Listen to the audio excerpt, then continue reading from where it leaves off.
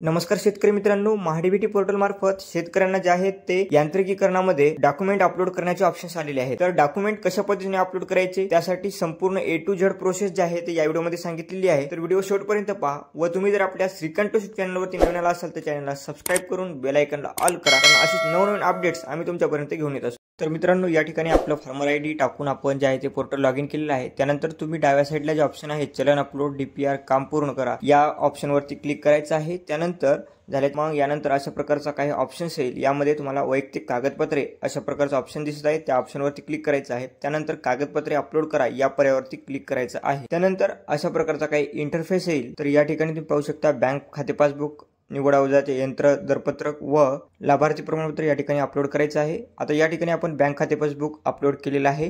त्यानंतर जे आहे ते निवड अवजाराचे यंत्राचे दरपत्रक जे कोटेशन आहे ते या ठिकाणी आपल्याला अपलोड करायचं आहे। त्यानंतर या ठिकाणी जे काही आपला टेस्ट रिपोर्ट आहे, टेस्ट रिपोर्टची सुरुवातीचे 4 पान आणि एक शेवटचं पान आणि त्यासोबत जे काही एजन्सीचं प्रमाणपत्र आहे ते या ठिकाणी अपलोड करायचं आहे। त्यानंतर तिन्ही डॉक्युमेंट व्यवस्थितरित्या अपलोड झाले की नाही ते पाहून जतन करा या पर्यायावरती क्लिक करायचं आहे।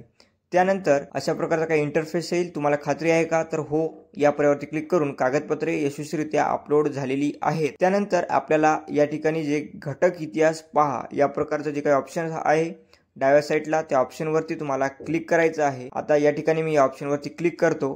त्यानंतर अशा प्रकारचा काही इंटरफेस येईल। त्यानंतर तुम्हाला छाननी अंतर्गत अर्ज या पर्यायावरती तुम्हाला क्लिक करायचं आहे, जेणेकरून तुमचा अर्ज जो आहे तो अपलोड झाला आहे का नाही ते या ठिकाणी दिसेल।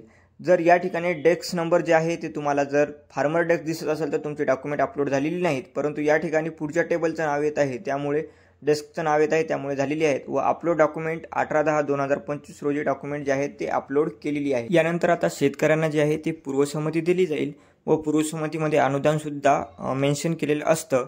त्यानंतर आपल्याला जे काही इनव्हॉइस आहे, टॅक्स इनव्हॉइस, GSTचं बिल आहे ते या ठिकाणी अपलोड करायचं राहते। त्यावरती सुद्धा आपल्या चॅनलवरती व्हिडिओ येणार आहे। त्यासाठी चॅनलला सबस्क्राइब करून बेल आयकॉनला ऑल करा, व्हिडिओला लाईक करा, शेअर करा। धन्यवाद।